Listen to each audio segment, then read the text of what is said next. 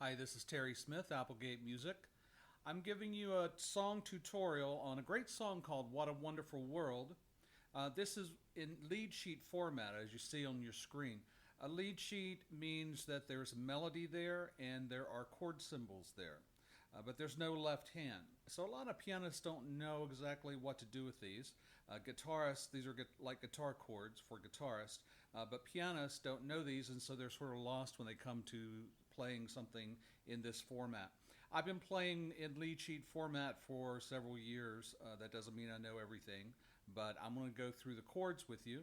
What I'm going to do is go through chords with left hand and the melody with right hand. Later on, we'll talk about how we can make some of the playing more interesting. You may know some of these chords you may not know.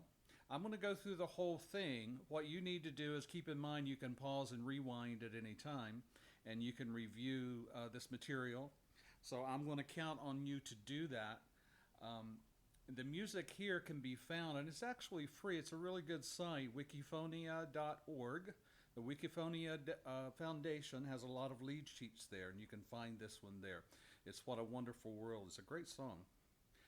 The first part, I'm going to play the first phrase, then we're going to talk about chords.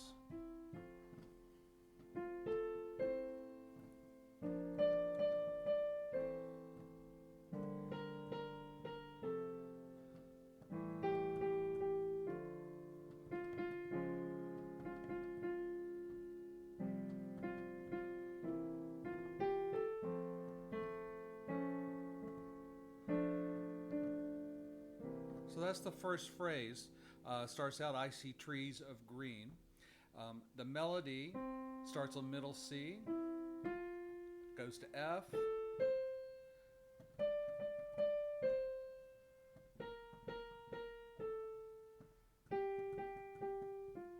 and that takes you to there. So let's look at the left hand. Left hand has an F chord, and you can play F chord in what we call root format. Root means that the letter name, which is the root, always, is on the bottom. Root format. The next chord is A minor. A minor has an A on the bottom, A, C, E. And then B flat would normally, you could play it here. Also keep in mind there's more than one way to play every chord here. When you get used to the chord, you'll be able to do inversions, which means play a chord in a different order than the root being on the bottom, in this case B flat. You could play it with the F on the bottom. So I'm playing both the B flat and the A minor in inversions. I'll start that over. F chord,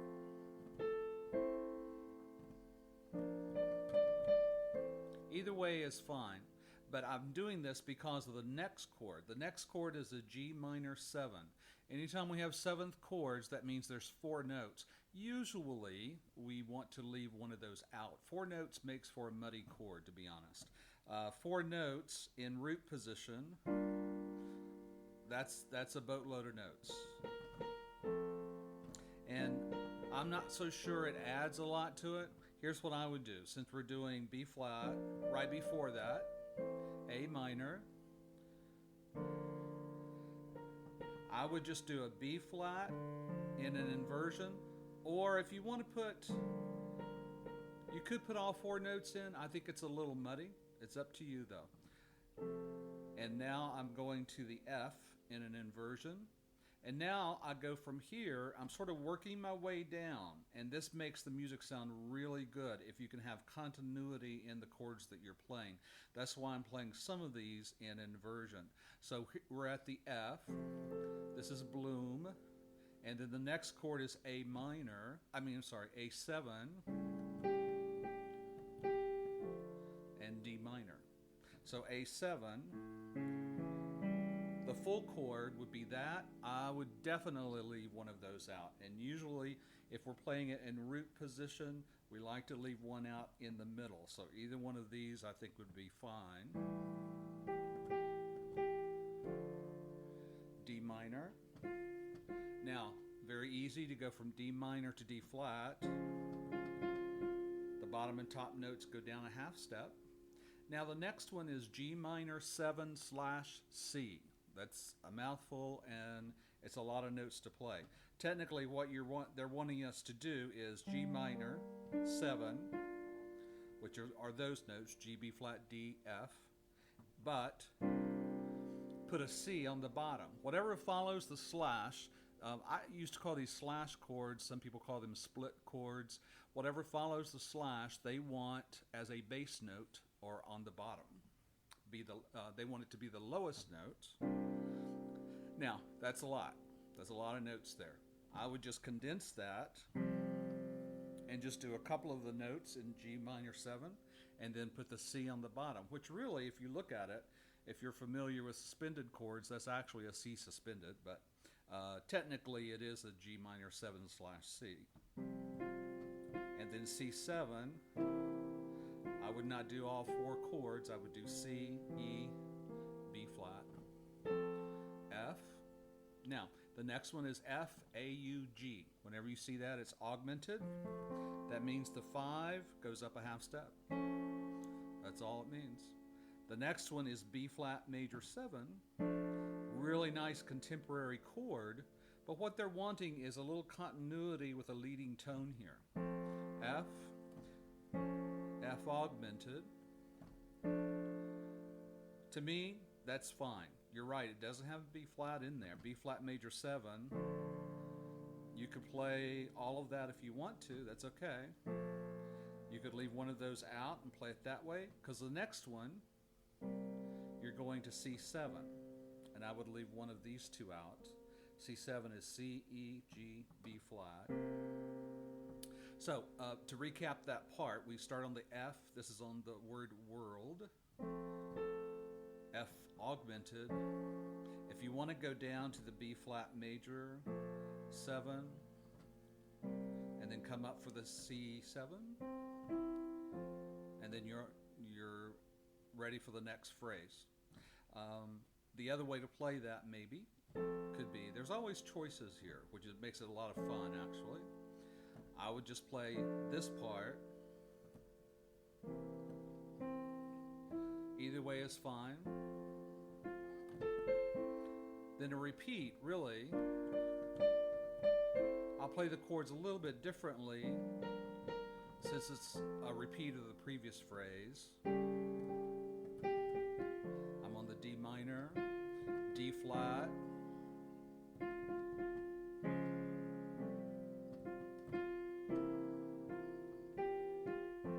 and it's got F, B flat, F here.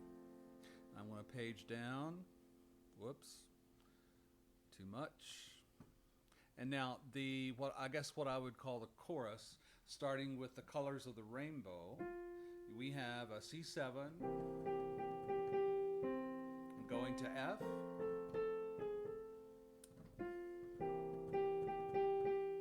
C7. Now you could do the C7, F. It's less movement on your left hand. Sometimes we look for an efficiency for the movement, especially on the left hand, because we're going from chord to chord to chord. That's perfectly okay. So I've just finished the F. Now I'm ready for I See Friends, D minor, shaking hands. Easy, D minor. Now, take a look at this. F sharp, diminished, 7. So when it has a long string of little alterations there, take a look at the first. What is it really? It's coming from an F sharp. What's an F sharp chord? F sharp, A sharp, C sharp. Same as a G flat chord, by the way. A diminished means that the 3rd and the 5th, these 2, go down a half step. That's an F sharp diminished chord. And now, what's the 7? The 7 is here. 7 notes above F sharp. So the F sharp diminished 7 is F sharp, A, F sharp, A, C, E flat. or D sharp, sorry, D sharp. Same note. So the chord before that is a D minor. So we were here. So how are we going to do that? There's a D sharp right down there. Now if I wanted to play all four notes, doesn't sound too bad. I could leave one of those out. Probably this one. And then G minor 7. I might just do a G minor there. It's just for one beat. The 7 would be the mixing the F with it. I might just do G minor, F sharp diminished, G minor. Maybe do them in a little variety. Don't do, since we have F sharp diminished 7 and G minor 7 twice here, maybe do them a little different. So the D minor before that.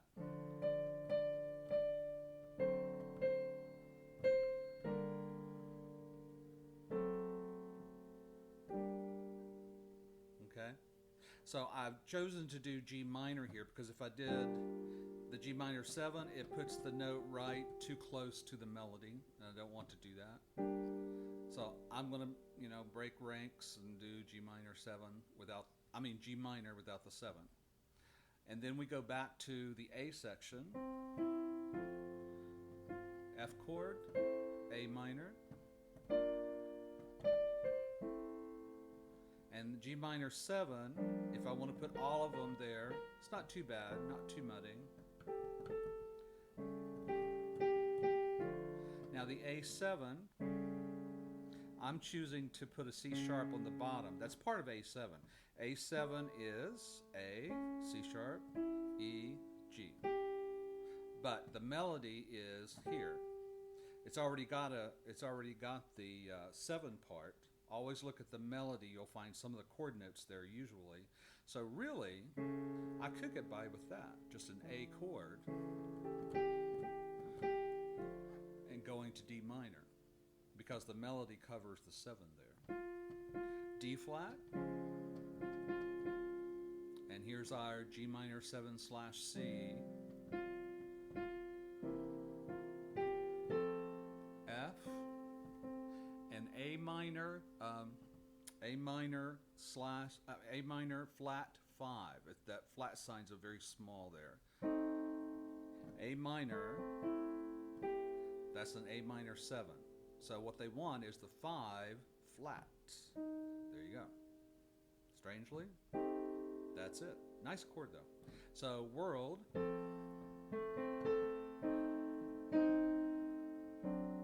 And then a D minor. Now there's one more, I'm just going to push it down. There's one more line. That's a G minor 7. And I'm going to put more notes in here, probably too much, but it's the end. And here is, I'm going to have my right hand help me here. The flat 9. It's a C7 with a flat 9. 9 is the same as 2, but they usually don't want it next to the 1. Here's 1. This is a C7, so C is 1. 9 is the D. So C7 with a flat 9. So since my right hand has a few fingers free, I'm adding that with my right hand. F, B flat with a 6. A 6 is 6 notes from B flat. B flat is the root, so that's going to be a G. So since this is off limits because I've got the melody right here, I'm going to just do this. So I did F. I may hold that F and then just add what would be the 6. I'm sorry. F, B flat, and that's the 6th of the B flat. And then F. So this is What a Wonderful World. I hope you enjoy with the chords. There's lots of ways to play it. I'm going to now play maybe just, let me play the whole thing with some variations in how to play these chords. You're never limited to one octave. You're never limited to just playing chord after chord. You can do a lot of things. You just need to know and remember that the beats, the major beats, have to come at the right time. So if you have an F chord for 2 counts and then an A minor, you better be ready at beat 3 for the A minor. Things like that. But here's what you could do with it.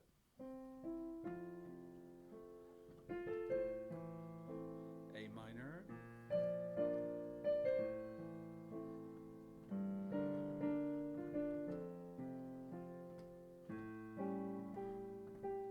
D minor. Little arpeggio.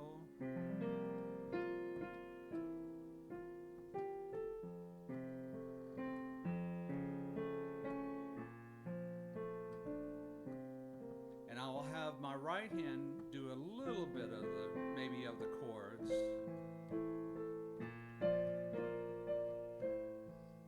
So it's helping out.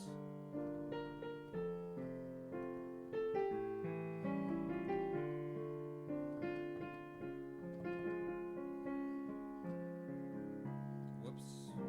Sorry, I missed that.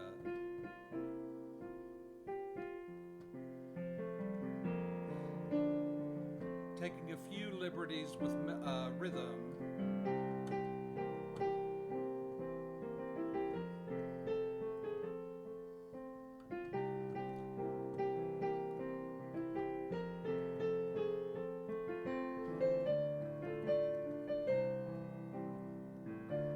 Using some bass notes for the root.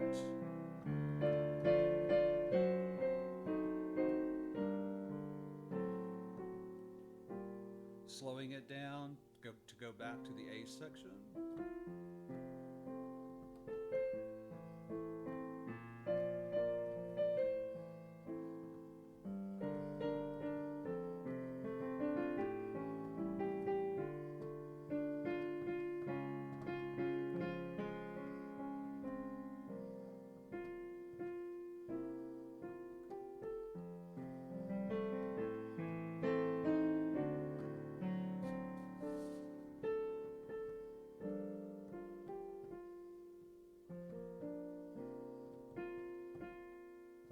There's the flat 9, adds a little finality to it,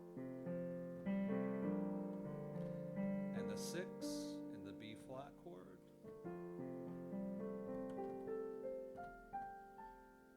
and a little arpeggio up. So that can dress up your playing. So this is What a Wonderful World, and this is in lead sheet format. Look for more of these to come to YouTube. Thanks.